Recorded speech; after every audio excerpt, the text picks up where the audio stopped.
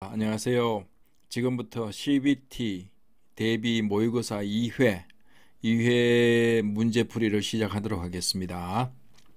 우선 제1과목 공유압 자동 시스템으로부터 1번부터 순서대로 풀어가도록 하겠습니다. 자, 1번 문제로 보면은 다음 중 표준 대기압에 해당되지 않는 것은 무엇인가 라고 되어 있습니다. 자, 여기서 보면은 이제 표준 대기압이면은 우리 해설을 보면은 ATM, 1ATM입니다. 표준 대기압은 요거는 760mm 수온 그리고 1.0332 kg force per 제곱센티미터 그 다음에 10.332 미터 아쿠아 물입니다. 그 다음에 1013.25mB가 되어 있는데 여기서 여러분들이 760mm 수온이라고 하는 것은 자 쉽게 보면은 이렇습니다. 수온이 가득 들어진 수온입니다. 수온이 가득 들어진 여기 통에 이게 어떤 수온줄을 이렇게 수온을 하고 거꾸로 이렇게 딱 넣었을 때 여기가 이제 수온이 있습니다. 그러면은 요 높이가 760mm라는 것입니다. 그렇단 말은 이게 1ATM의 압력이 외곽에서 눌러줬기 때문에 760mm 올라갔다는 소리고, 자 이제 물을 넣었을 경우에는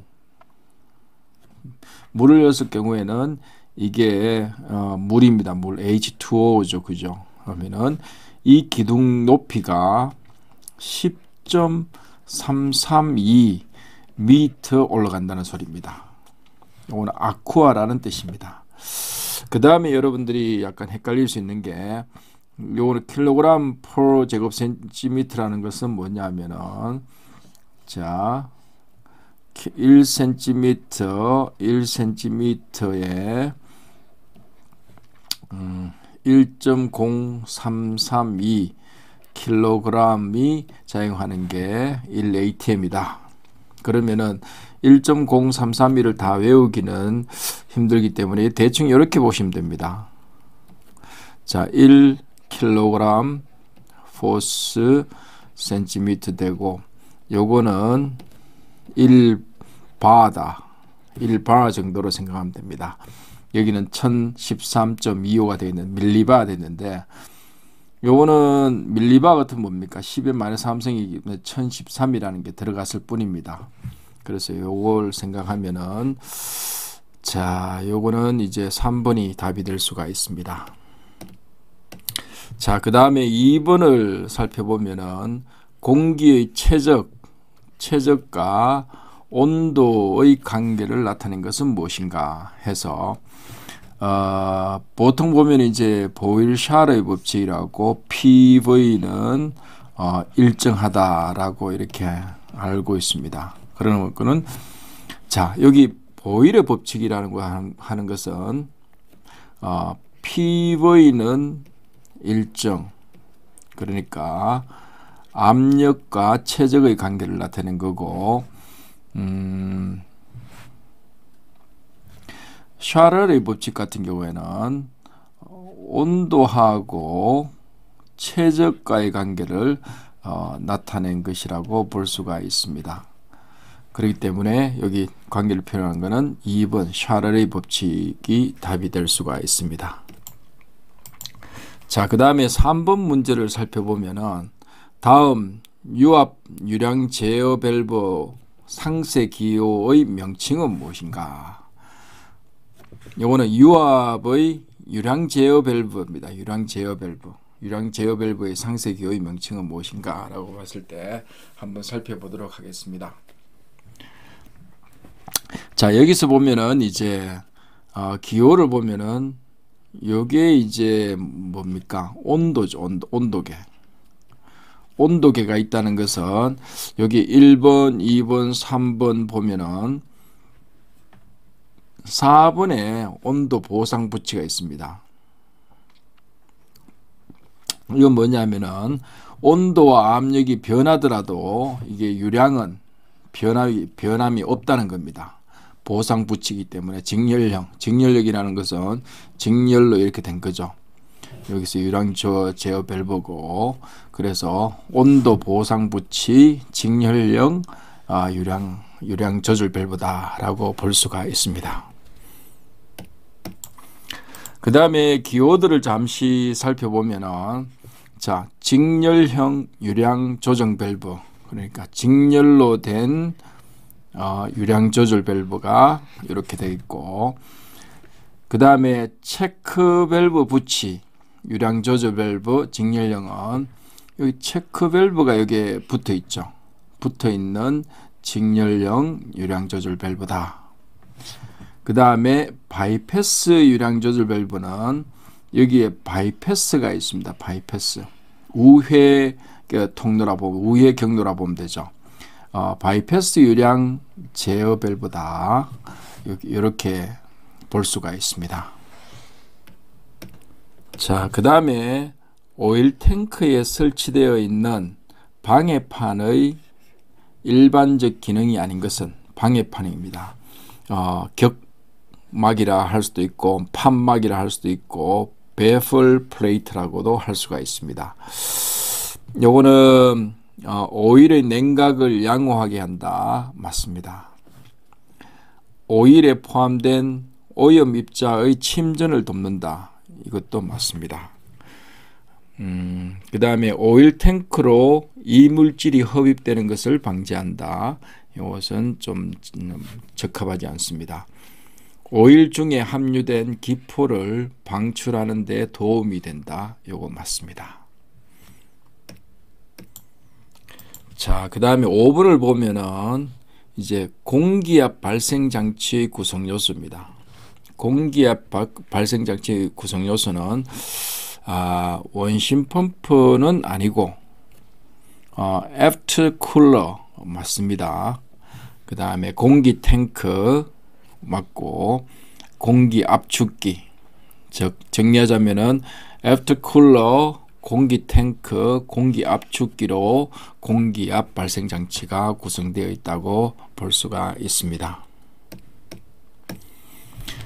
자, 6번을 보면은 유량 제어 밸브를 사용해서 실린더 속도를 제어하는 다음 그림의 회로 명칭은 무엇인가? 요거는 시험에 많이 나오는 이게 미트 인하고 미트 아웃, 블리드 오프, 요 세 가지 종류가 있는데, 미트 인하고 미트 아웃은 여러분들이 반드시 기억을 할 필요가 있습니다. 자, 여기서 보면 어떻습니까? 자, 들어가는 입구가 여기서 쭉 유량이 들어갑니다. 쭉 들어가는데, 여기 릴리프 밸브 하면은 이제 최대 압력을 조절하는 거죠. 더 이상 과압이 걸리지 않게. 그렇게 해서 입력이 들어갑니다. 들어가서 요 피스톤이 이제 전진을 하고, 전진할 때 여기에 있는 유량은 이제 빠져나옵니다. 빠져나오는 거 여기 배기 쪽에서 이제 컨트롤 하기 때문에, 유량 조절을 하기 때문에 요거는 미터 아웃이라고 볼 수가 있습니다. 요걸 볼 때 체크 밸브 방향이 반드시 요 방향이 되어야 됨을 여러분들이 기억을 하시기 바랍니다. 자, 7번 보면은 시간 지연 밸브의 구성 요소가 아닌 것은, 자, 압력 정폭기, 이건 아닌 것 같네요. 그 다음에 3-way 밸브 맞고, 속도 조절 밸브, 공기 저장 탱크 맞습니다. 여기서 참고 삼아 3/2way 밸브가 되어 있는데, 이것은 뭐냐면은, 자, 예를 들어서 이게 포트가 3개라는 뜻입니다. 3개 들어가는 게 있고, 하나 있고, 하나, 2개, 3개, 혹은 뭐 나오는 게 있다 그러면은 1개, 2개, 3개. 그러니까 이게 포트가 3개고 방이 2개, 위치가 2개 있다는 거죠. 이 위치를 이렇게 이야기하는 겁니다. 이렇게 해서 밸브를 이야기하고, 그 다음에 압력 정폭기에 대해서 이렇게 나오는데, 압력 정폭기에 대한 설명을 여러분들이 이렇게 한번 읽어보시면 될 것 같습니다. 자, 그 다음에 8번 같은 경우에는 사축식과 사판식으로 분류되며 고압 출력에 적합한 유압 펌프는 요거는 피스톤 펌프라고 볼 수가 있습니다. 자, 여러분들이 사축식 하면은 경사지다 할 때 축이 경사가 진 겁니다. 축이 경사진 거. 예를 들어서 축이 하나가 있고 두 개가 이렇게 경사가 져 있는 경우고, 사판식은 축은 일정하게 직선으로 되어 있는데 하나는 이렇게 있고 판이 이렇게 경사 지어진 경우를 이야기합니다. 판이 그렇게 해서 여기 돌아가는 케이스, 여기 돌아가는 케이스. 해서 이거는 피스톤이 여러 개 있습니다. 보통 여러 개 이렇게 축이 있어 가지고 짧은 피스톤, 긴 피스톤, 더 긴 피스톤, 이렇게 해서 이게 회전하면서 이게 물을 흡입하고 토출하고 이렇게 하는 역할을 하는 겁니다. 요것도 똑같이 이런 식으로 해서 물을 흡입, 토출 이렇게 해서 판이 경사진 걸 사판식이라 그러고 축이 경사진 걸 사축식이라고 이야기하는데, 이거는 피스톤 펌프라고 볼 수가 있습니다. 고압 출력에 적합한 펌프다. 자, 그 다음에 9번 문제를 보면은 공압 요동 액추에이터에서, 요동이라면은 이렇게 요동 친다는 거죠. 왔다 갔다 한다는 거죠. 액추에이터에서 피스톤형 요동 액추에이터의 종류가 아닌 것은 피스톤 형태로 된 요동 액추에이터를 찾으면 됩니다. 여기서 나사형은 맞고, 그 다음에 크랭크형도 맞고, 렉앤피니형도 맞고, 베인형은 아닙니다. 베인형은 이렇게 이런 형태로 되어 가지고 베인이 여기에 있어 가지고 여기에 회전하면서 물이 흡입되고 토출하는 형태, 이렇게 해서 공기입니다. 이렇게 해서 피스톤 형태가 아닙니다. 이게 나사형 같은 경우에는 뭐 이런 형태로 해서 안쪽에 나사가 있어 갖고 이렇게 돌아가는 형태. 그 다음에 크랭크형은 이런 형태로 되어 가지고 크랭크 샤프트가 있습니다. 크랭크 샤프트가 있어 갖고 요놈이 왔다 갔다 하면서 이게 왔다 갔다 하는 거죠. 렉앤피니언은 늘 아시다시피 이게 렉이 직선 나사가 있고, 그 다음에 돌아가는 이게 기어가 있어 가지고 이렇게 회전하면서 돌아가는 렉앤피니언. 그렇게 해서 요동 액추에이터는 베인형은 아니다. 2번이 답이 될 수가 있습니다. 자, 그 다음에 10번을 보면은 미스얼라이먼트의 주요 발생 원인이 아닌 것은, 미스얼라이먼트라면 뭡니까? 축정렬이 불량된 거죠. 축정렬이. 여기서 언밸런스라고 하면은 부분 부분의 회전판의 중량이 잘못돼 갖고 이게 언밸런스 생기는 거고, 이거는 이제 축이 휜다든지 축심이 어긋난다든지, 그 다음 베어링 설치 불량이라든지 이 경우에는 해당되고, 윤활유 불량에는 직접적인 원인이 아닐 수 있습니다. 그래서 1번이 답입니다. 자, 그 다음에 11번 보면은 다음 밸브 기호의 명칭은 무엇인가? 이것은 이제 급속 배기 밸브를 나타내는 겁니다. 예를 들어서 이쪽에 어떤 피스톤이 있다. 피스톤이 있으면은 여기에서 움직이면 여기에서 나오는 공기를 이렇게 쭉 뽑아줍니다. 뽑아주는데 바로 이 급속으로 이쪽으로 배기시켜주는 역할을 하는 급속 배기 밸브다. 그래서 요거는 기호는 여러분들이 기억을 하실 필요가 있습니다. 자, 그 다음에 12번을 보면은 피드백 제어계입니다. 페루프 피드백 제어계를 구성해서 제어 요소가 제어 대상에 주는 양은 무엇인가? 이것은 이제 조작량이라고 볼 수가 있죠. 자, 여기 해설에 보면은 피드백 제어계의 구성과 용어라고 해서 나오는데, 이게 여러분들이 이걸 볼 때 그림하고 동시에 보는 게 좋습니다. 목표값, 여러분들 다 아는 목표값, 그 다음에 기준 입력 요소, 장치, 그 다음에 기준 입력이 들어가고, 그 다음 동작 신호, 기준 입력 신호와 주계환 신호의 편차 신호, 그 다음에 제어 신호, 조절부와 조작부로 구성되어 있고, 동작 신호를 조작량으로 변환시키는 요소이다. 그 다음 조작량은 제어 요소가 제어 대상에 주는 양이다.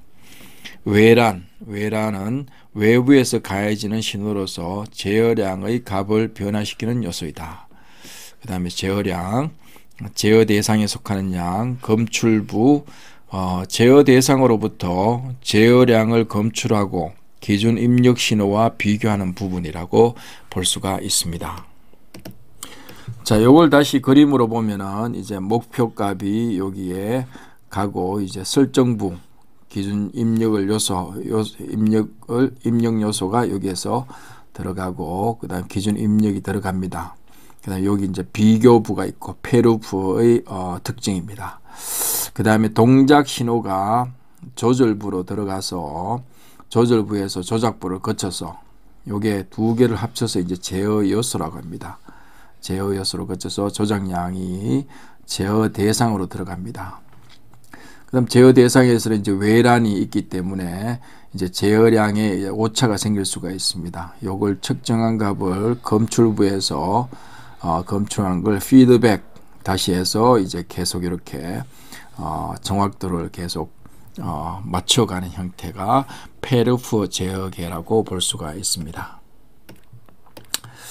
자, 13번 문제를 보면은 투광기, 광을 보내는 거, 그 다음 수광기, 광을 받는 기로 되어 있으며, 검출 방식에 따라 투과형, 직접 반사형, 거울 반사형으로 구분되는 센서는 무엇인가?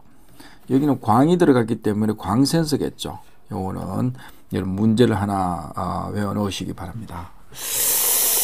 자, 여기 보면 이제 2번 리드 센서라고 있는데, 리드 센서는 마그넷에서 발생하는 외부 자기장을 검출하는 자기형 근접 감지기로 매우 간단한 유접점 구조를 가진다. 이렇게 되어 있고, 그 다음 3번 유도형 센서 같은 경우에는 전자기의 전기력과 자기력 중에 자기력을 이용하여 건접을 검출하는 방식이며, 용량형 건접 센서가 커패시턴스를 측정한다면 유도형 건접 센서는 인덕턴스를 측정하는 센서이다 라고 요걸 기억을 하시면 될 것 같습니다.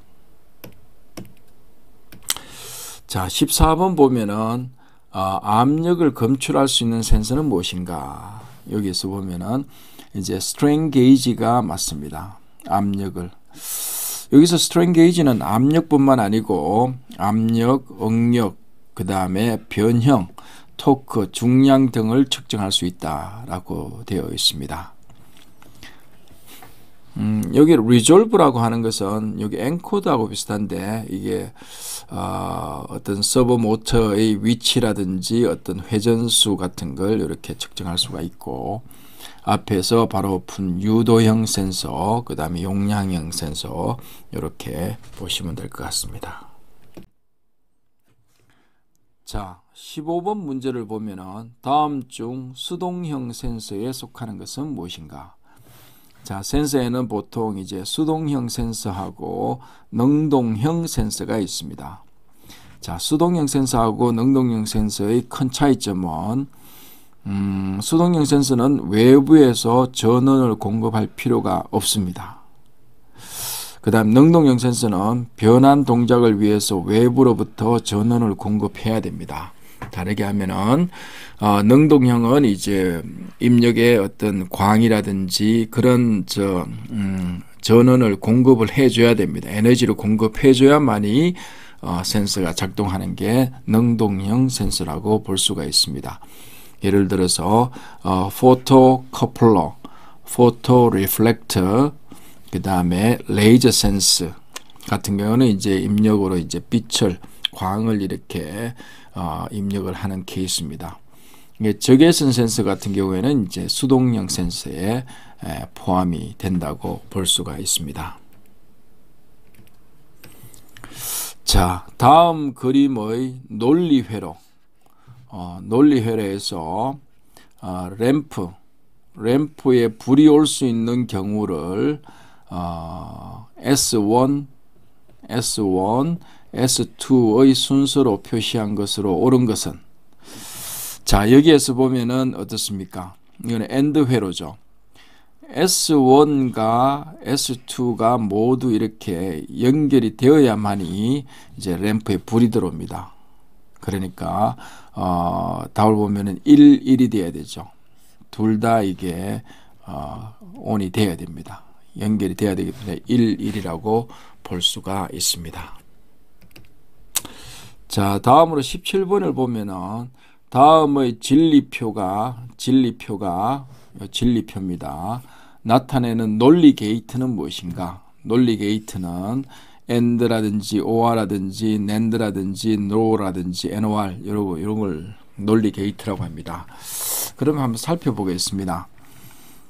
자, 00 하면은 1이 되고, 그 다음에 01 하면 0이 되고, 10 하면은 0이 되고, 11 하면 0이 되는데, 보통 이걸 반대로 보면은 보통 00 하면은 0이 되고, 그 다음에 01 하면 1이 되고, 10 1 되고, 11은 1. 요거는 뭡니까? 요거는 이제 OR 게이트입니다. 그런데 요거하고 반대가 되는 거는 여기 NOR이 됩니다. NOR. 요 게이트, NOR 게이트가 답이 맞습니다. 그래서 4번이 답으로 맞습니다. 자, 그 다음에 18번을 이렇게 살펴보면은 자외선으로 UV죠. UV로 데이터를 지울 수 있어 다시 프로그램이 가능한 메모리는 무엇인가? 자, 우선 램하고 롬을 보면은, 자, 램은 요 밑에 있듯이 Random Access Memory 해서 읽기 쓰기가 가능한 것이 기본 개념입니다. 그렇지만은 전원이 끊기면 데이터가 지워지는 휘발성 메모리입니다. 그 다음에 ROM이라고 하는 것은 Read Only Memory입니다. 오로지 읽기만 하는 메모리라는 뜻이죠. 여기서 보면은 이제 PROM 하면은 Programmable ROM입니다. 그 다음에 요 EPROM 하면은 Erasable, 지울 수 있는 Programmable ROM을 이야기하고, EEPROM 하면은 Electrically Erasable Programmable ROM이라고 이야기합니다. 요거는 고전압을 통해서 데이터를 지우고 삭제된 공간에 데이터를 다시 기록할 수 있는 메모리라고 볼 수가 있습니다. 그래서 여기에서 이제 그 다음 마스크 롬이라고 하는 것은, 자, 일반적인 롬으로서 롬 제작 시 데이터를 저장해주고 후에 지우거나 덮어 쓰는 것이 불가능한 롬을 마스크 롬이라고 합니다. 그러면 2번이 자외선으로 데이터를 지울 수 있는 이게 가능한 프로그램이 가능한 메모리로 EPROM을 들 수가 있습니다. 엄밀히 하면은 UV EPROM이라고 볼 수도 있습니다. 자, 그 다음에 19번 문제를 보면은 설비의 효율화에 나쁜 영향을 미치는 로스. 설비의 효율화에 나쁜 영향을 미치는 로스입니다. 속도로스입니다. 속도로스에 속하는 것은 무엇인가? 고장정지 로스가 아니고 작업준비 조정 로스도 아니고 공전, 순간정지 로스, 이거는 공회전한다고 보면 됩니다. 아무 일을 안 할 때 계속 돌아가는 거. 그다음 순간정지 로스, 요거는 맞네요. 초기 유동관리 수율 로스도 아니고 그렇게 3번이 답이 될 수가 있습니다. 자, 이제 20번을 보면은 공합 시스템의 특징으로 옳지 않는 것은 뭐 이런 것들은 그냥 쉬운 문제로 많이 나올 수가 있습니다. 과부하에 대해서 안전하다. 맞습니다. 이거는 압축성으로서. 그 다음에 에너지의 저장성이 있다. 오케이. 맞습니다. 사용 에너지를 쉽게 구할 수 있다. 그렇죠. 맞습니다. 방청과 윤활이 자동으로 이루어진다. 요거는 아닙니다. 자, 여기 해설에서 보면은 공합의 장점에서 간단하게 보면은 압축 공기를 간단히 얻을 수 있다. 그 다음에 힘의 전달이 간단하고 어떤 형태로든 전달할 수 있다. 힘의 정폭이 용이하고 속도 변경이 가능하고 제어가 간단하고 취급이 간단하고 불날 위험이 별로 없고 인화의 위험이 없으며 안전하다. 탄력이 있고 에너지 축적이 용이하다. 이렇게 장점을 볼 수가 있습니다. 자, 그 다음에 21번을 보면은 설비 관리 기능에서 기술 기능은 현 설비나 잠재적인 설계의 향상 및 설비 구매에 대한 의사결정의 기반이 되는 기능이다. 이건 하나 기술 기능에 대해서 한번 외워두시기 바랍니다. 이러한 기술 기능에 해당되지 않는 것은 자, 설비 성능의 분석 맞습니다. 기술 기능에 속하고 그 다음에 고장 분석 및 개발, 방법 개발 및 실시 요것도 속합니다. 설비 진단 기술 이전 및 개발 요것도 기술 기능에 속하고 주유, 조정 및 조정 그리고 수리 업무 등의 준비 및 실시 이런 것들은 직접 기능에 속합니다. 직접 기능에 속한다고 볼 수가 있습니다. 자, 22번 문제를 보면은 회전기계에서 발생하는 이상 현상 중 언밸런스 같으면은 어떤 요게 원판이 있다면은 이쪽에 중량이 좀 더 나가서 이렇게 돌 때 약간 언밸런스하게 도는 걸 쉽게 이야기하면 됩니다. 그 다음 베어링의 결함 등의 검출에 널리 사용되는 설비 진단 기법은 문제 많이 나왔죠. 진동법입니다. 진동법이고 그 다음에 예를 들어서 오일 분석법이라든지 페로그라피법은 거의 유사한 종류고 응력 해석 그러니까 여기에 보면은 이제 어떤 피로라든지 응력이라든지 사용하는 것들을 해석하는 거고 오일 분석법 같은 경우에는 여기 보면은 윤활 중에 포함된 마모금속의 양, 형태, 성분으로 진단하는 기법이고 여기 오일 분석법 중에 페로그라피법은 자력을 이용하는 겁니다. 그리고 SOAP 법은 이제 가열을 이용하는 거고 이렇게 기억을 하나 해 두시면 될 것 같습니다. 자, 그 다음에 23번을 보면은 외력이나 외부 토크가 연속적으로 가해짐으로 생기는 진동은 이거는 연속적으로 계속 외부에서 가해지는 거기 때문에 강제 진동이라고 볼 수가 있습니다. 예를 들어서 내연기관을 말씀을 드렸죠.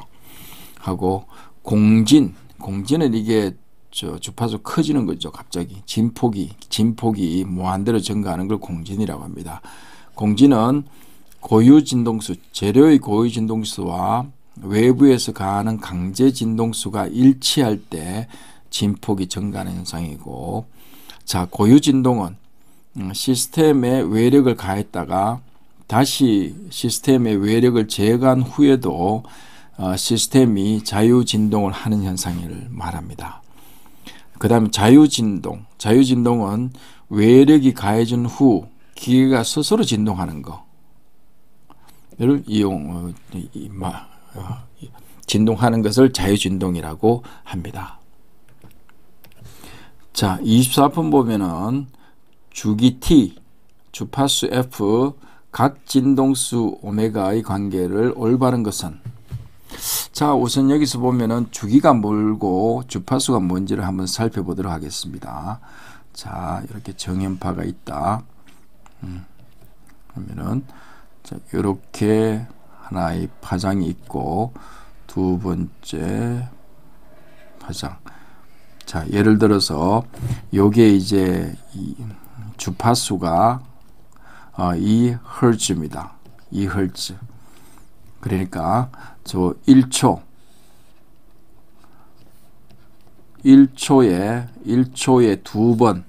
두 번이죠. 한 번, 두 번 하는 게 2Hz입니다. 그 다음에 여기에서 하나의 요게 사이클을 보면은 요게 이제 주기가 됩니다. 주기 T가 됩니다. 그러면은 여기에서 이제 F는 T분의 1이 되겠죠. 이게 이런 식이 형성이 됩니다. 그 다음에 여기 각 진동수가 뭐냐면은 요게 1회전하는 건데 자, 여기 한 바퀴를 이렇게 딱 돌았다.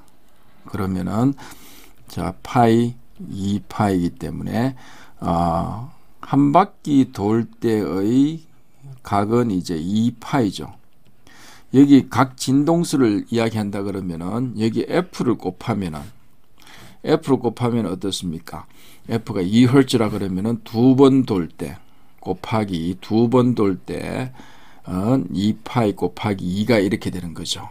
그렇기 때문에 여기서 보면은 각 진동수는 2파이 F가 되고 F가 이제 T분의 1이기 때문에 2파이 T 이런 식이 됩니다. 그렇게 해서 답으로 보면은 1번이 될 수가 있겠네요. 자, 그 다음에 25번을 보면은 시스템의 고유 진동 주파수 F를 2배로 증가시키기 위한 정적 처짐량 델타의 값은 정적 처짐량이 얼마가 되었을 때 F가 2배로 증가되는지를 묻는 겁니다. 고유 진동수가. 그러면은 여기 관련 식을 하나 여러분들이 알아두면 되는데, 자, 고유 진동수 F는 정적 처짐량 델타 분의 10 이렇게 파이가 이런 식이 있습니다. 그러면은 여기 정적 처짐량을 기준으로 뽑아내면은 루트 델타 F분의 10파이 이렇게 됩니다. 그러면 여기에서 이제 루트 양변에 이제 제곱을 하면 어떻게 됩니까? 델타는 F분의 10파이 제곱이 이런 관계가 있습니다. 여기에서 F를 2배로 한다 그랬죠. 그러면 여기에서 이제 2F로 이렇게 제곱을 하면 어떻게 됩니까? 4분의 1이 되지. 그러니까 4분의 1로 감소한다. 정적 처짐량의 값은 4분의 1로 감소한다. 여기에 4번이 답이 될 수가 있습니다. 자, 26번을 살펴보면은 기초와 진동 보호 대상 물체 사이에 스프링형 진동 차단기를 설치하였더니 진동 보호 대상 물체에 진동이 발생하여 그림과 같이 진동 보호 대상 물체와 스프링 사이에 블록을 설치하였다. 블록을 설치한 이유로 옳은 것은, 그러니까 기초하고 이게 진동 보호 대상 물체, 진동에서 보호를 해야 되는 물체죠. 여기에 이제 스프링형 진동 차단기를 설치했습니다. 이렇게 하다 보니까 이제 진동이 발생했습니다. 그래서 중간에 이제 블록을 하나 더 넣었습니다. 그러면은 이거는 한 이유가 뭘까요? 자, 여기에서는 이제 예전에 이제 저 고유 주파수 뭐 해서 이런 게 있었죠. 20 M분의 K. 요거는 스프링 강성이고 요거는 질량입니다. 질량이고 스프링 강성. 그러면은 여기에 블록을 하나 더 넣는다는 것은 이제 M을 더 증가시켰다는 거죠. 그래서 요거는 증가시키면은 고유 진동수는 낮아지는 거죠. 그래서 고유 진동수를 낮추기 위해서 한다. 3번이 답이 될 수가 있습니다. 자, 27번을 보면은 진동 측정 기기의 검출단 설치 방법 중 사용할 수 있는 주파수 영역이 가장 넓은 고정 방식은 무엇인가 했을 때 여기에 진동 측정 기기 의 검출단 설치 방법 중에는 나사 고정, 접착제, 영구 자석, 손 고정이 있습니다. 언뜻 생각하더라도 나사 고정이 좀 더 넓은 주파수 영역이 넓은 고정 방식이라는 생각이 들죠. 나사 고정 방식이 답이 됩니다. 대신에 가장 이상적인 방법이긴 하지만은 사용하기에는 가장 번거로운 방법이 될 수 있습니다. 왜냐하면은 나사 고정을 하기 위해서 다른 여타 공정들이 들어가야 되기 때문에 그렇습니다. 자, 해설에서 이제 접착제 고정의 경우로 보면은 말 그대로 접착제를 통해서 검출단을 전동 측정 기기를 붙인다는 거죠. 자, 접착제를 사용하는 경우 유효 주파수 영역은 8kHz 정도이고 진동 레벨과 주파수가 비교적 낮은 경우에는 양면 테이프 등을 이용하여 센서로 고정할 수 있다. 그럼 자석 고정. 자석을 통해서 고정하는 거죠. 영구 자석은 측정 지점에 평탄한 자성체일 때 쓰이며 간단한 부착 방법으로 측정 위치의 이동이 용이하다.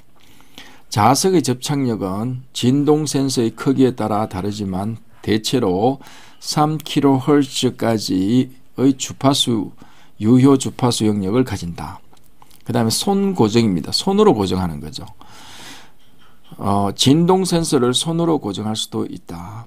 하지만 손의 영향으로 자체적인 측정 에러가 생길 수 있어 반복되는 결과는 기대할 수 없다라고 되어 있고 유효 주파수 영역은 800Hz 정도이다. 이렇게 정리를 하시면 될 것 같습니다. 자, 28번 소음의 크기를 나타내는 단위로 옳은 것은 헐츠는 진동 ppm 이게 데시벨이 될 수 있죠. 데시벨이 소음의 크기를 나타내고 있습니다. 데시벨로 나타내는 것은 뭐냐 하면은 우리가 소음을 아날로그적으로 이제 소리가 크다 작다라고 이야기하는데 그걸 공학적으로 정량적으로 나타낸 게 이제 데시벨이라고 볼 수가 있습니다. 자, 데시벨 뜻을 다시 한번 보면은 전기공학이나 진동, 음향공학 등에서 사용되는 무차원의 단위다. 그 다음에 소리의 어떤 기준 전력에 대한 전력비의 상용 로그 값을 벨이라 하며 이것을 다시 10분의 1을 대시라죠. 보통 보면은 이제 0.1을 대시라고 그러고 0.01을 센치라 그러고 0.001을 밀리라 그러죠. 그래서 밀리미터, 센티미터 하듯이 요 0.1을 나타내는 게 데시입니다.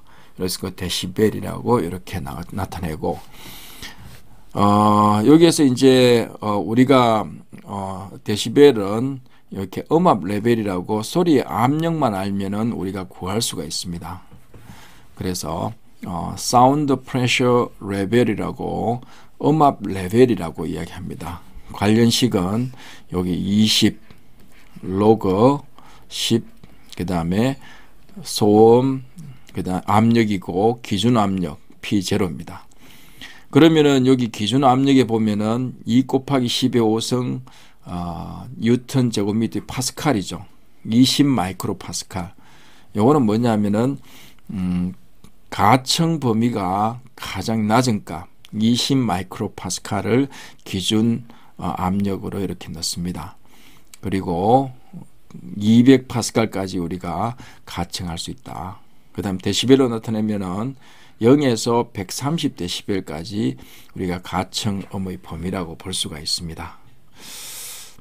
이렇게 여러분들이 요 식도 하나 이렇게 기억을 해 두시면은 되고 0에서 130 데시벨이다 하는 것을 여러분들이 기억하시면 될 것 같습니다. 자, 그 다음에 29번 유압 펌프의 고장 중 소음이 정대되는 원인이라고 할 수 없는 것은 소음이 정대되는 고장을 나타내는 건데, 자, 흡입관이 가늘거나 혹은 막혀 있다. 맞죠? 그 다음 탱크 안에 기포가 있다. 적절합니다. 흡입 필터를 설치하지 않았다. 요거는 약간 말이 안 되는 것 같습니다. 전동기 축과 펌프 축의 중심이 잘 맞지 않았다. 그러면 진동이 발생할 수 있습니다. 그래서 3번이 소음이 정대되는 원인이라고 할 수 없는 게 3번이 될 수가 있습니다. 자, 그 다음에 30번을 보도록 하겠습니다. 내부에 형성된 하나 혹은 그 이상의 체인버라면 이게 어떤 방이라고 생각하면 됩니다. 어떤 공간, 체인버에 의해서 입사소음 에너지를 반사하여 소멸시키는 장치는 무엇인가?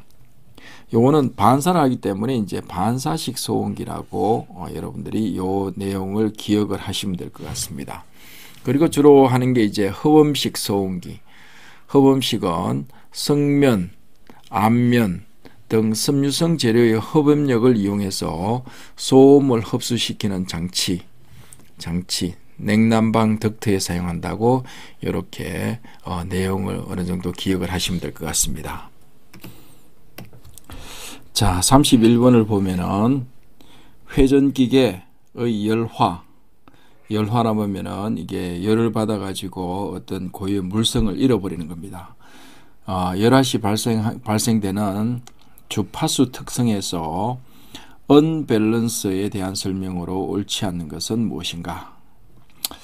자, 언밸런스는 회전 벡터이다. 맞습니다. 그 다음 로터 중심 축심 회전의 질량 분포 부적정에 의한 것이다. 요 2번을 하나 기억해 두시기 바랍니다. 질량 분포 부적정에 의해서 나타나는 게 언밸런스입니다. 맞습니다. 그 다음 힘 축이나 베어링의 설치가 잘못되었을 때 나타난다. 요거는 미스얼라이먼트죠. 정렬 불량을 나타내는 겁니다. 그래서 언밸런스는 안 맞고, 그 다음 4번 언밸런스에 의한 진동은 수평, 수직 방향에 최대의 진폭이 발생한다. 맞습니다. 자, 그 다음에 32번을 보면은 다음 중 회전기계의 진동 측정 방법 중 변위를 측정해야 하는 경우로 적합한 것은 무엇인가? 자, 회전축의 흔들림, 요거는 맞는 것 같네요. 그 다음에 캐비테이션 진동, 요거는 뭐 고주파를 측정할 수 있는 센서를 이용해야 되고, 베어링 홈 진동이라든지 기어의 홈 진동 같은 경우에는 가속도 센서라든지 속도 센서를 이용하면 적합할 것 같습니다. 그래서 1번 회전축의 흔들림이 여기에서는 적합하다고 볼 수가 있습니다. 자, 여기서는 33번은 그리스의 내열성, 열에 얼마나 잘 견디는지를 평가하는 기준이 되는 것은 무엇인가? 여기는 적하점이라고 볼 수가 있습니다. 그럼 적하점이 뭔가 하면은 적하점이라는 것은 내열성 평가 기준으로 이게 방고체 상태의 그리스가 액체 상태로 되어 떨어지는 최초의 온도를 적하점이라고 이야기합니다. 이걸 통해서 그리스의 내열성 평가하는 기준이 될 수가 있습니다. 여기서 이제 산화 안정도라는 것은 내산화도, 산화가 잘 안 되는 평가하는 방법, 산화도를 평가하는 방법으로, 그다음 윤활유를 산화시킨 후 산유와의 점도비, 그 다음에 전산가 증가를 비교 측정한다. 그래서 약간 어려운 말이 있는데 오늘 그냥 산화 안정도 이렇게 내산화도 평가 방법이라 생각하시면 될 것 같습니다. 자, 여기 34번은 주로 많이 나오는 건데, 다음 중 윤활유의 작용으로 옳지 않는 것은 6대 윤활유 6대 작용이 있죠. 여기 보면은 감마 작용, 감마라면은 마찰을 감소시키는 작용, 방청 작용, 녹을 쓸지 않게 하는 작용, 냉각 작용, 온도를 내리는 작업이죠. 그 다음에 마찰 작용은 아니죠. 예를 들어서 6대 작용을 보면은 감마, 마찰을 감소시키는 거, 밀봉, 기밀하는 거, 그 다음에 냉각, 온도를 내리는 거, 세정, 뭐 깨끗이 청소하는 거죠, 그죠? 윤활부를 청소하는 거, 응력 분산 작용, 방청 작용, 이렇게 해서 6가지로 구분할 수가 있습니다. 자, 여기 그림 35번에서는 다음 그림은 최적 수리 주기를 나타내는 것이다. 괄호 안에 들어갈 내용은 무엇인가? 자, Y축은 비용이고, 그 다음에 X축은 시간, 처리량이라 볼 수 있습니다. 즉 가로축은 시간, 세로축은 비용으로 볼 수 있는데, 여기 최적 수리 주기 해서 여기에 있는 값을 이렇게 넣으라고 하는데, 이것은 최소 비용점입니다. 최소 비용점. 그러니까 여기서 이제 설비 비용 합계, 여기가 최소 비용이 되는 거죠. 여기서 그 다음에 이제 여기 최소 수리 주기를 쭉 지나면은, 시간이 쭉 지나면은 이제 단위 시간당 누계 열화 손실이 점점 커지고 단위 시간당 보존비는 낮아지고 이렇게 되는 겁니다. 그 다음 설비 비용 합계는 점점 이제 증가를 하는 거고, 그래서 요 가장 낮은 요 지점이 최소 비용점이라고 이야기할 수가 있습니다. 자, 그 다음 36번을 보면은 설비를 구성하고 있는 부품의 피로, 노화 현상 등에 의해서 시간의 경과와 함께 고장률이 증가하는 시기는, 요거는 이게 뭐 베스튜브 모욕 욕조 곡선이 있죠. 욕조 곡선이 있어 가지고 여기가 보면은 이제 초기 고장, 그 다음에 우발 고장기, 그 다음에 마모 고장기가 있습니다. 그러면은 마모 고장기 보면은 이제 피로, 노화 현상 등에서 시간의 증가와 함께 고장률이 증가하는 거죠. 요 시기를 마모 고장기라고 볼 수가 있습니다. 그래서 답이 3번. 이렇게 요거 베스튜브 욕조 곡선은 잘 나오기 때문에 여러분들이 기억을 해 두는 게 좋을 것 같습니다. 자, 37번을 보면은 제품의 물리적 특성이 기계와 사람을 제품으로 가져오도록 강요하는 설비 배치 방식은 무엇인가 라고 되어 있습니다. 그러니까 기계와 사람이 움직인다고 볼 수 있죠. 기계와 사람을 제품으로 가져오도록 강요하는 설비 배치 방식은 무엇인가? 요거는 정지 제품 배치라고 볼 수가 있습니다. 정지 제품 배치, 요걸 이제 외우시기 바랍니다. 자, 그 다음에 이게 해설을 잠시 살펴보면은 제품의 고정형 배치는 제품의 물리적 특성이 기계와 사람을 제품으로 가져오도록 강요하는 설비 배치 방식이고, 그 다음에 제품별 배치, 이거를 라인별 배치인데, 대량 생산 혹은 연속 생산 시스템에서 특정 제품의 생산에 필요한 설비와 작업자를 생산 과정 순으로 배치하는 방식이다라고 볼 수가 있습니다. 그 다음에 공정별 배치, 기능별 배치입니다. 기계 설비를 기능별로 배치하는 형태. 서비스업에서의 작업별 배치도 이에 해당된다라고 볼 수가 있습니다. 그 다음에 혼합 방식 배치는 설비 배치의 세 가지 기본 유형, 제품별 배치, 공정별 배치, 제품 고정형 배치가 혼합된 설비 배치 방식이라고 볼 수가 있습니다. 자, 그 다음에 38번을 보면은 자, 문제를 하나 외우시기 바랍니다. 설비를 주기적으로 검사하여 유해한 성능 저하 상태를 미리 발견하고 성능 저하의 원인을 제거하거나 원상태로 복구하는 보전은 무엇인가? 요거는 예방 보전이라고 할 수 있습니다. 여러분들 보전 예방하고 예방 보전을 이렇게 혼돈할 수가 있는데 요거는 예방 보전으로 여러분들이 요 내용을 기억하시면 됩니다. 여기에서 이제 참고로 보전 예방은 뭐냐면은 보전을 예방한다는 뜻이죠. 그러니까 다르게 이야기하면은 보전을 최소화시키도록 미리 예방을 한다는 그 뜻으로 생각하면 될 것 같아요. 뭐 PM, CM 등의 보전 활동만이 목적이 아니고 설비의 설계 단계부터 보전을 요하지 않는 설비를 설계할 필요가 있을 경우 신뢰성이 높은 설비를 설계 제작하고자 하는 활동이다라고 볼 수가 있습니다. 그 다음에 개량 보전은 설비가 고장난 후 보수뿐만 아니라 소규모의 설계 변경, 재료 개선, 부품 대체 등 설비 수명 연장, 노후화 방지를 위한 보전 활동이라고 볼 수가 있습니다. 자, 39번 보면은 유틸리티 설비와 관계없는 유틸리티라고 하는 것은 이제 주 장비가 있고 주 장비를 보조하는 설비라고 생각하시면 됩니다. 자, 여기 보면은 원수 취수 펌프, 그 다음에 보일러, 그 다음에 공기 압축기, 호이스트. 근데 여기서는 1, 2, 3번은 전부 유틸리티 설비에 속하고 호이스트 자체는 이게 단독으로 어떤 유틸리티 설비에는 속하지 않는다고 볼 수가 있습니다. 그래서 4번이 호이스트가 될 수가 있습니다.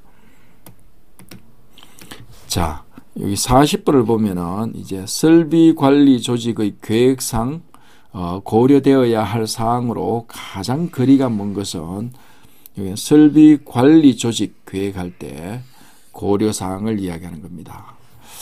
자, 여기 보면 제품의 품질, 설비의 특징, 지리적 조건, 외주 이용도.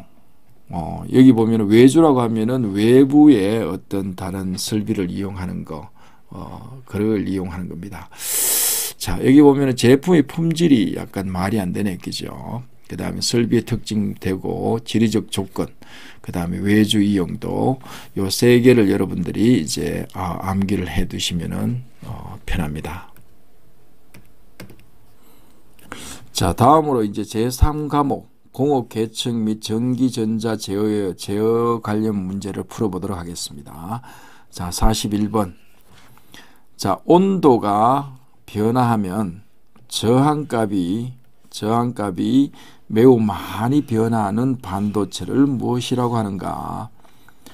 요거는 스터미스트입니다. 스터미스트. 여러분들 하나 기억을 하시기 바랍니다. 자, 그러면은 스터미스트가 뭔지를 이제 해설을 통해서 좀 더 살펴보면은 스터미스트는 코발트, 니켈, 망간 등 금속 화합물 분말과 두 개의 도선을 소결하여 제작한다라고 되어 있습니다.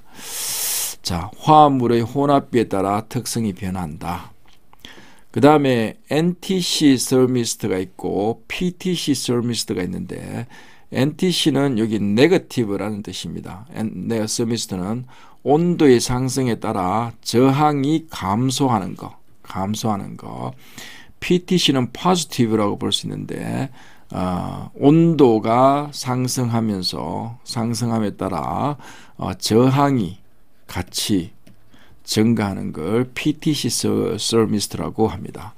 그 다음에 저항 측온체보다 감도가 높다. 이렇게 한번 내용을 정리하시면 될 것 같습니다.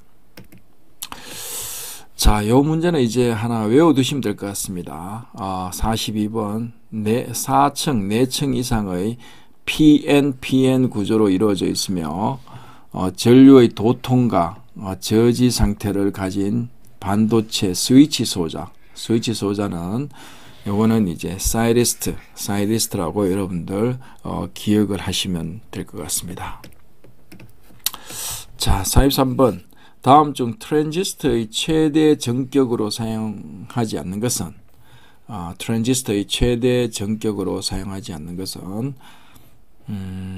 접합온도 아니죠. 최고 사용 주파수 맞습니다. 컬렉터 전류 맞고 컬렉터 베이스 전압 맞습니다. 해설에서 잠시 부연 설명을 해보면은 트랜지스터 최대 전격 사양은 컬렉터 베이스 전압, 그다음에 컬렉터 이미터 전압, 이미터 베이스 전압, 컬렉터 전류, 컬렉터 손실, 접합 온도, 보존 온도 이렇게 되어 있습니다.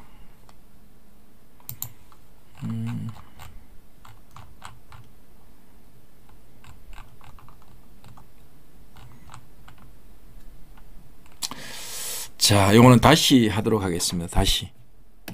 이거는 다시 촬영하도록 하겠습니다.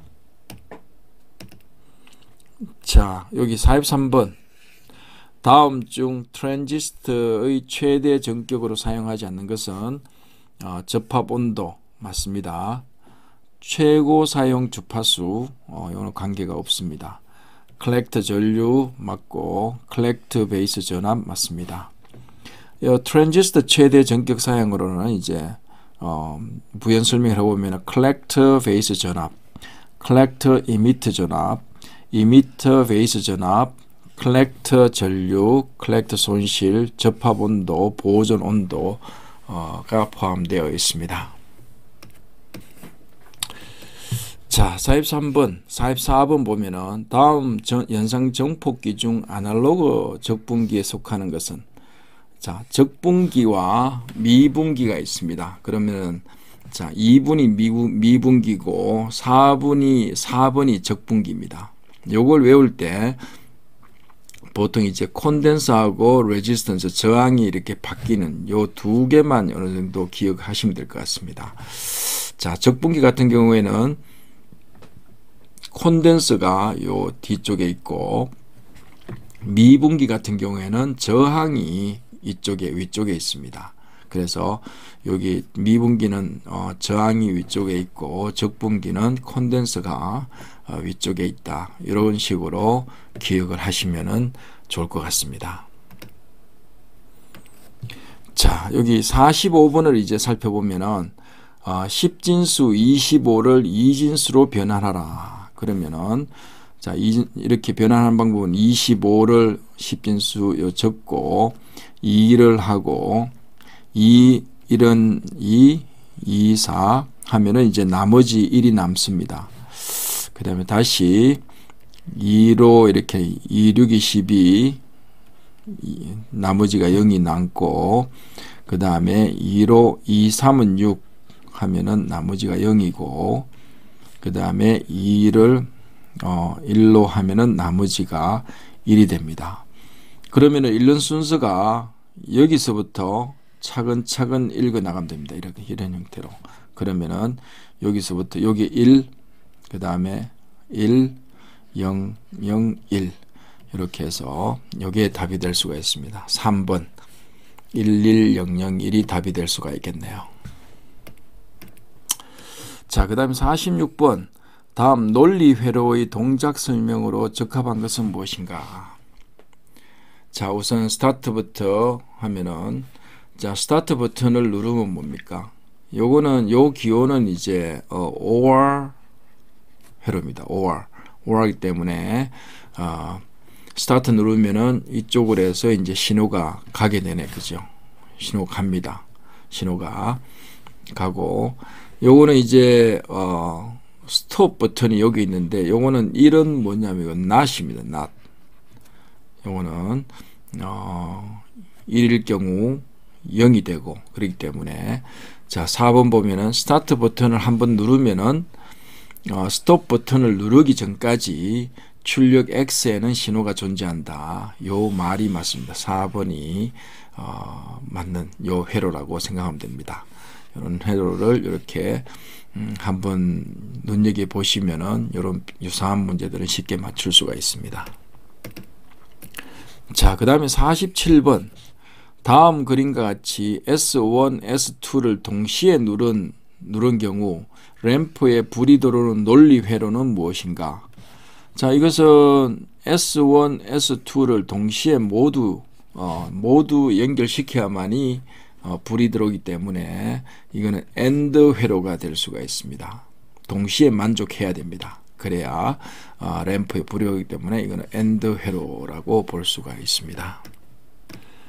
자, 그 다음에 48번. 계측기의 측정량을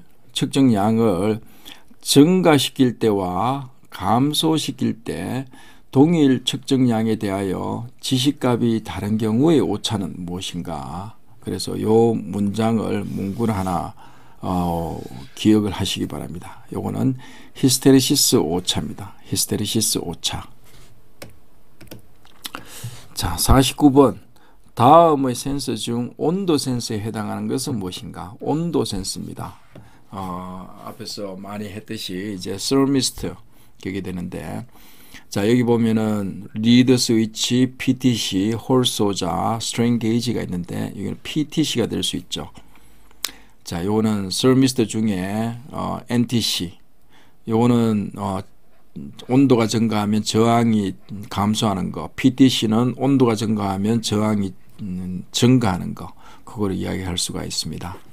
그 다음 초고온 저항계, 열전대 이런 것들이 이제 온도 센서 중에 하나고, 자 리드 스위치 같은 경우는 이제 검출 센서라고 볼 수가 있고, 홀 소자는 자기력을 가진 물체의 유무를 검출할 때 홀 소자를 쓰고, 스트레인 게이지 같은 경우에는 재료의 변형이나 신축 혹은 압력, 하중 등을 검출할 때 스트레인 게이지를 사용한다고 볼 수가 있습니다.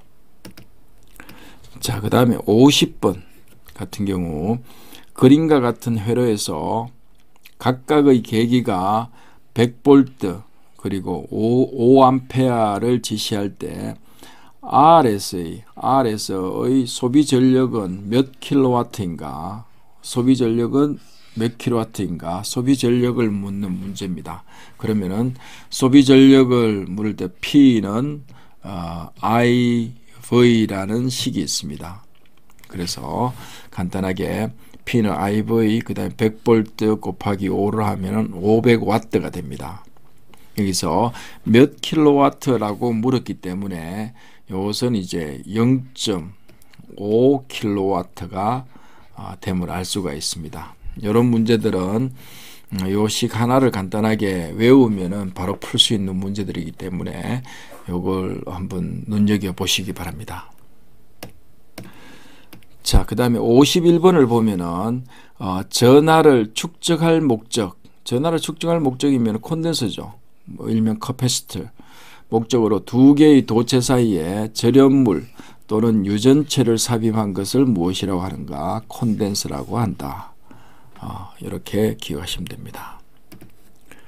자, 52번 보면은 1 마이크로페럿 콘덴서에 22,000V로 충전하여 이를 205ohm의 저항에 연결하면 저항에서 소모되는 총 에너지는 몇 줄인가? 라고 이렇게 물었습니다.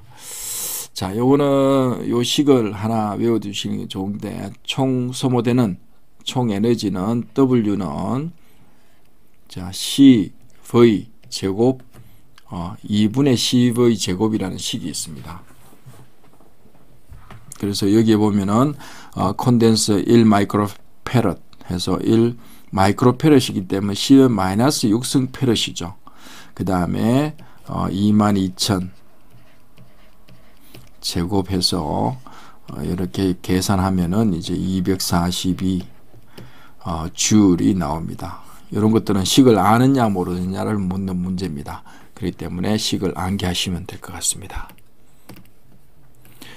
자, 53번 도체의 저항에 대한 설명으로 옳지 않는 것은, 자, 여러분들 요 도체 저항을 이야기할 때는 R은 low, 그 다음에 단면적 곱하기 길이, 여기에 보면은 이제 비저항을 나타냅니다.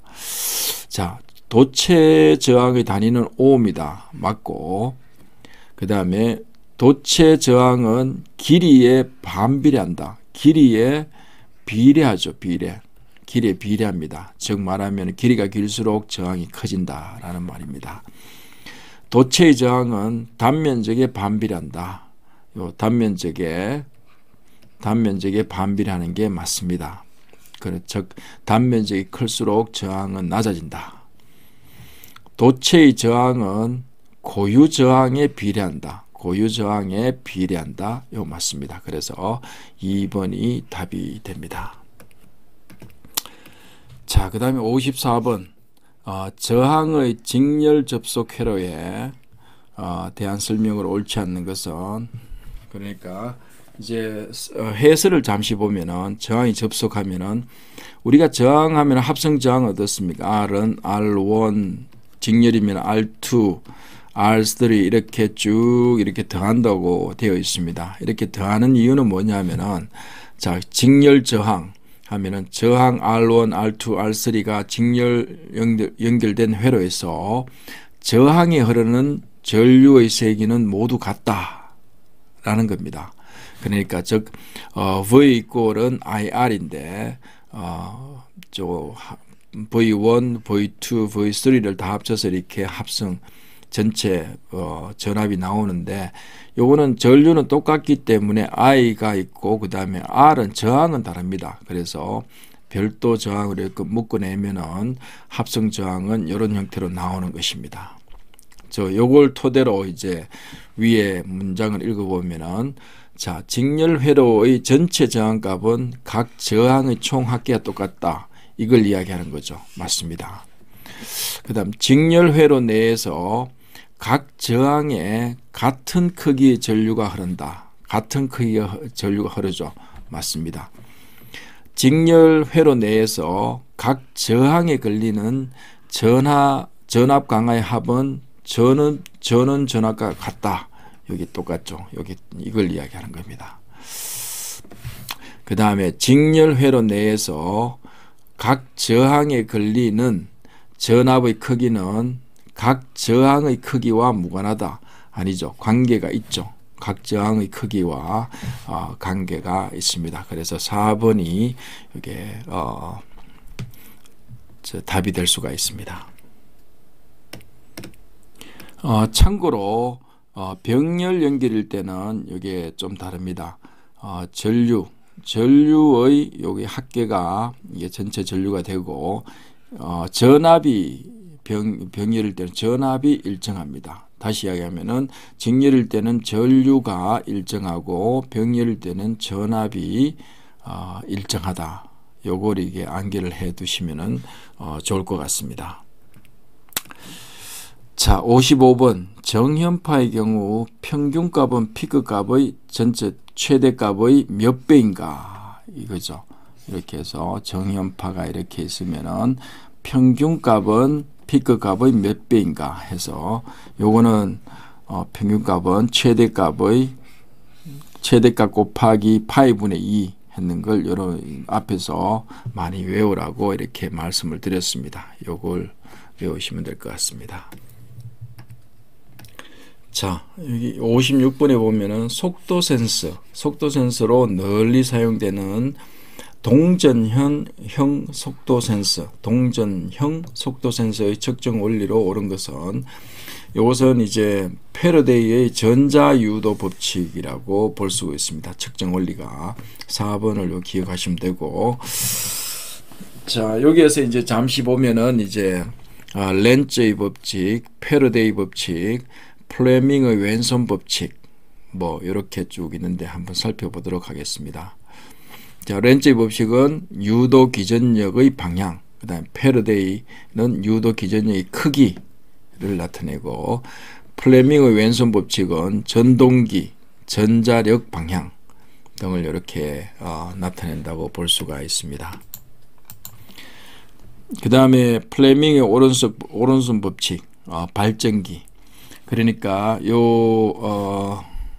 렌즈의 법칙을 보면은 여기 자석이 이렇게 코일에 왔다 갔다 하면은 여기 검유계에서 어떤 전류를 감지를 하고, 그 다음에 플레밍의 왼손 법칙은 일명 우리가 말하는 모터입니다. 모터. 자기장 플러스 전류에서 힘이 발생하는 거. 플레밍의 오른손 법칙은 반대로 이게 자기장과 힘을 주면 전류가 발생하는 것, 전기 에너지를 발생하는 걸 원리를 말하고 있습니다. 자, 그 다음에 57번. 다음 중 직류 전동기의 속도 제어법이 아닌 것은, 자, 저항 제어 맞고, 극수 제어 아닙니다. 이제 계자 제어 맞습니다. 그다음 전압 제어 맞습니다. 자, 58번. 직류 전동기에서 정류자와 접촉하여 전기자 건선과 외부 회로를 연결하여 주는 것은 무엇인가? 이거는 브러쉬라고 볼 수가 있죠. 이거는 그림을 통해서 한번 보도록 하겠습니다. 자, 여기서 보면은 이게 정류가 브러쉬가 답인데, 여기 보면 전기자 코일, 그 다음에 정류자가 있습니다. 그래서 정류자와 연결되어 가지고 전기자 코일에 어떤 전류를 보내는 게 이제 브러쉬라고 볼 수가 있습니다. 자, 59번. 미리 정해놓은 순서에 따라 제어의 각 단계를 차례차례 진행시키는 제어는 무엇인가? 여기서는 각 단계 차례차례 진행시킨다는 것은 무조건 여기 시퀀스 제어라고 볼 수가 있습니다. 이런 것들은 시험에 많이 나올 수가 있습니다. 예를 들어 갖고 이제 자동 판매기라든지 엘리베이터 등은 이거 제어의 각 단계를 차례차례 진행시켜야 하는 아주 중요한 장치들이라고 볼 수가 있습니다. 자, 60번. 시퀀스 제어 회로에서 입력에 의해 작동된 후 입력을 제거하여도 계속 작동되는 회로는 1번 자기 유지 회로라고 볼 수가 있습니다. 나중에 공부하겠지만 인트로 회로도 시험에 잘 나옵니다. 알아서 아울러 공부를 하시기 바랍니다. 자, 이제 4과목인 기계정비 일반에 대해서 이제 문제를 풀어보도록 하겠습니다. 이제 61번. 감압 밸브에 관한 설명으로 옳은 것은, 감압 밸브는 유체 압력이 높을 경우 자동적으로 압력을 감소시키며 감소된 압력을 일정하게 유지하는 밸브를 이야기합니다. 그래서 4번이 여기에 답이 될 수가 있습니다. 자, 62번을 보면은 수격 현상, 워터 해머죠. 물망치라고 볼 수 있죠. 물이 이제 관을 때려 가지고 때리는 현상인데, 수격 현상에서 압력 상승 방지책으로 사용되는 밸브는, 여기에는 안전 밸브가 사용될 수 있습니다. 자, 여기에서 안전 밸브라고 하는 것은 뭐냐면은 고압 유체를 취급하는 배관에 설치하여 용기 또는 관 안의 압력이 규정 한도에 도달하면 내부 에너지를 자동으로 외부로 방출하여 용기 안의 압력을 안전한 수준으로 유지해주는 밸브라고 이야기할 수가 있습니다. 자, 63번. 보통 밸브 박스가 구형으로 만들어져 있으며 구조상 유료가 S형이고 유체의 저항이 크나 전개까지의 밸브 리프트가 적어 개폐가 빠른 밸브는 무엇인가? 이거는 이제 글로브 밸브가 될 수 있습니다. 글로브 밸브는 S형이라 그랬는데 이렇게 해서 뭐 이런 형태가 되어 있습니다. 구형으로 되어 있고 이 위에 이놈이 왔다 갔다 하면서 유체의 흐름을 이렇게 개폐를 할 수가 있는 겁니다. 그래서 요 글로브 밸브 이런 형태를 이야기하고 있습니다. 자, 64번 펌프에서 캐비테이션이 발생되었을 때 그 영향으로 적절하지 않는 것은 요 캐비테이션이라든지 이런 것들 워터 해머라든지 수격 현상 이런 것들 중요합니다. 요거 공부를 하시고 잠시 해설을 보면은 공동 현상 캐비테이션 현상에서 압력이 포화 수증기 앞 이하로 낮아지면은 기포가 발생합니다. 기포가 발생하는 현상을 이야기합니다. 펌프의 흡입 양정이 높거나 흐름 속도가 국부적으로 빠른 부분에서 압력 저하로 유체가 증발하여 소음과 진동을 수반하는 현상을 이야기합니다. 영향으로는 이제 소음과 진동이 발생하고 성능이 저하되고 양수 불능이 될 수 있으며 펌프 손상을 일으킬 수 있습니다. 여기 이제 예방 방법으로는 이제 흡입 양정을 되도록 낮게 하고 흡입 라인을 짧게 하든지 규정 속도를 준수하고 양흡입형 펌프를 사용하고 흡입관을 크게 한다. 이렇게 하는 게 예방 방법입니다. 자, 여기에서 보면은 이제 캐비테이션이 발생했을 때 그 영향으로 적절하지 않는 것은 1번 소음과 진동이 생긴다. 맞습니다. 펌프의 성능에는 변화가 있습니다. 없는 게 아니고 있고 성능이 저하되죠. 그 다음에 압력이 저하되면 양수가 불가능해진다. 그 다음에 펌프 내부에 침식이 생겨 펌프를 손상시킨다. 맞습니다. 자, 65번 펌프를 구조상 분류할 때 왕복식 펌프의 종류가 아닌 것은 왕복을 하는 펌프죠. 왕복하는 것은 피스톤은 왕복하죠. 그 다음에 플런저도 어떻게 보면은 왕복을 합니다. 그 다음 다이어프램도 왕복을 하고 로터리 플런지 펌프는 왕복식이 아닙니다. 요거는 이제 요 세 개로 이렇게 왕복식 펌프들을 암기를 해 두시면은 좋습니다. 이해를 하면서 암기를 하면 더 좋습니다. 자, 그 다음에 66번 펌프의 수격 현상 워터 해머링의 방지책으로 옳지 않는 것은 이것도 자주 나오는 문제이기 때문에 수격 현상에 대해서 한 번 더 살펴보겠습니다. 수격 현상은 펌프의 동력이 급히 차단될 때 관내 압력이 상승 또는 하강하는 현상을 이야기합니다. 영향으로는 압력 강화에 의한 관로 파손, 워터 해머 상승압에 의한 밸브 파손, 예방으로는 펌프 급기동 방지, 그 다음에 서지 탱크 설치, 밸브 급개폐하지 말 것, 공기 밸브 설치, 플라휠 장치 사용. 그 다음에 서징이라고 하는 것은 이제 운전 중에 진동을 하며 이상 소음을 내고 유량과 토출 압력의 이상 변동을 일으키는 현상을 이야기를 합니다.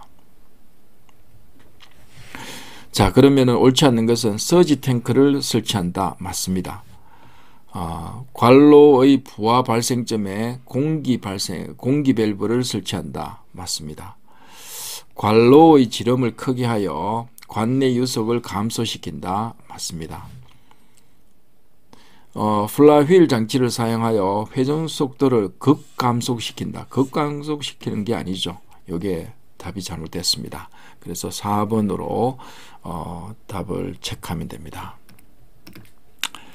자, 67번을 보면은 펌프의 흡입관 배관에 대한 설명으로 옳지 않은 것은 흡입관입니다. 흡입관 배관에 대해서 옳지 않는 것은 흡입관에서 편류나 와류가 발생치 못하게 한다. 맞습니다.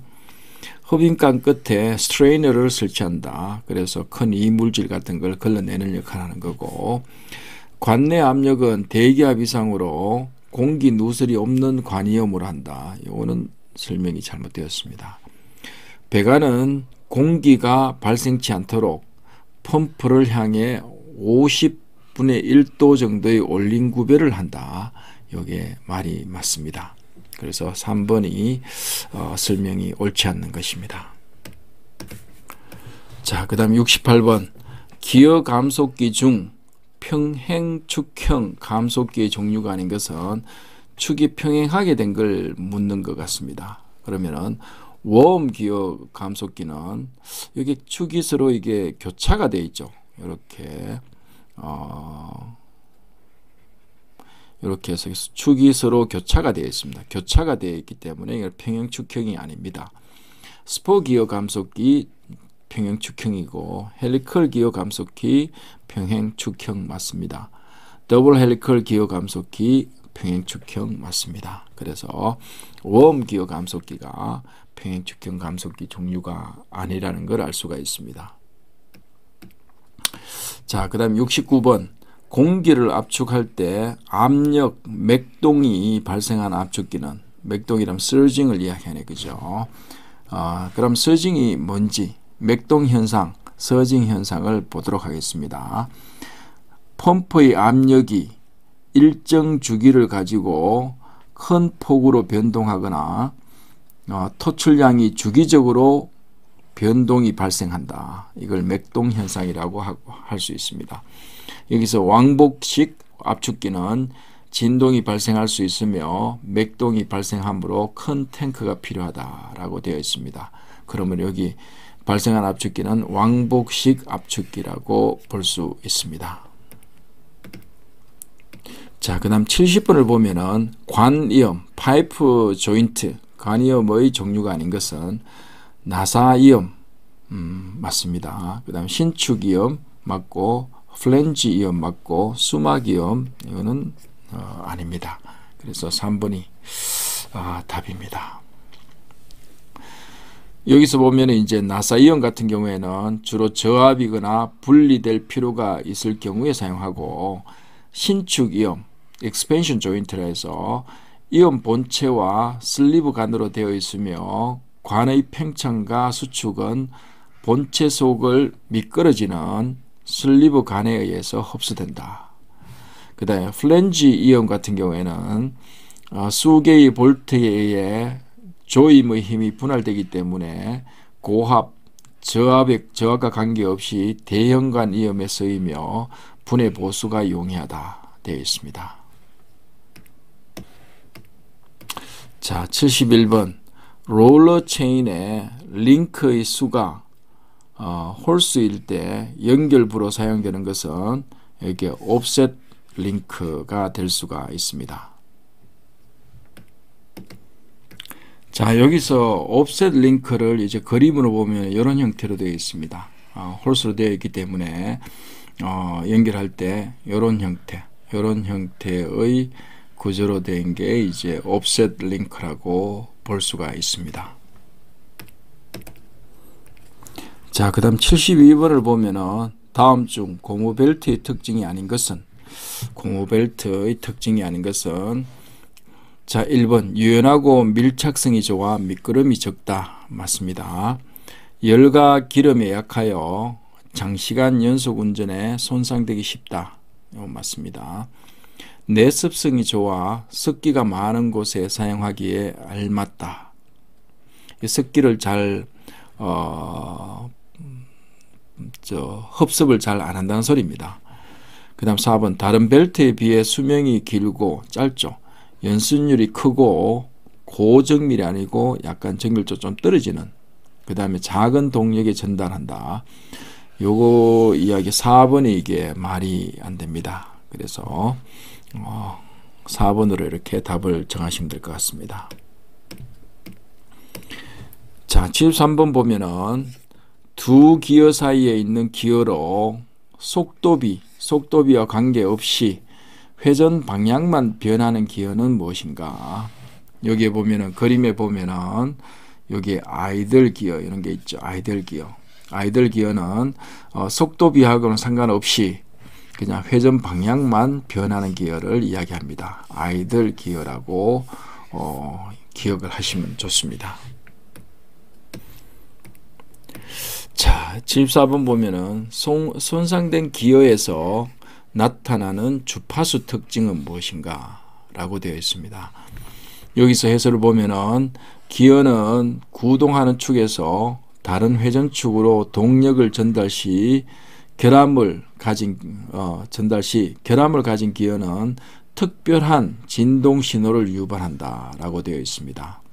여기서 보면은 자, 맞물림 주파수는 축 회전 주파수 곱하기 기어의 일수로 나타낸다 되어 있습니다. 여기 맞물림 주파수가 나오는데 여기 특별한 진동 신호를 유발하는데 주파수 여기에 뭐냐면은 축 회전 주파수 곱하기 기어 일수로 나타낸다. 요게 이제 4번이 답이 됩니다. 요거는 여러분들이 기억을 하시기 바랍니다.